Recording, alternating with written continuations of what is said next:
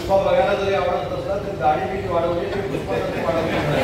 माझी दाढी पांढरी आहे, तिची काळी आहे. आणि या देशामध्ये पांढऱ्या दाढीला सध्या महत्व आहे.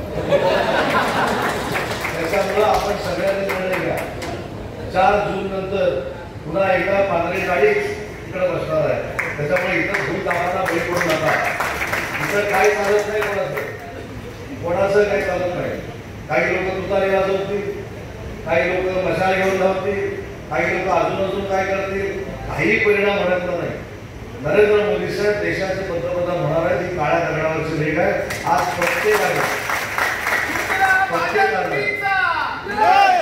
प्रत्येकानं माझ्या नावानं ही चिठ्ठी खिशामध्ये ठेवली तरी चालेल. आणि 4 तारखेला संध्याकाळी मला विचार कोण पंतप्रधान झालं. त्याच्यामुळे हा आपण विचार केला पाहिजे कोण आपले प्रश्न सोडवणार आहे.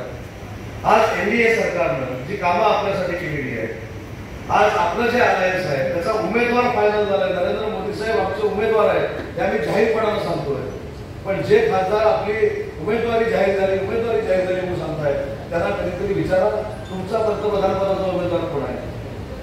जे होते ते मोदी साहेबांबरोबर गेले, आता राहिले कोण. एबीपी माझा, उघडा डोळे बघा नीट.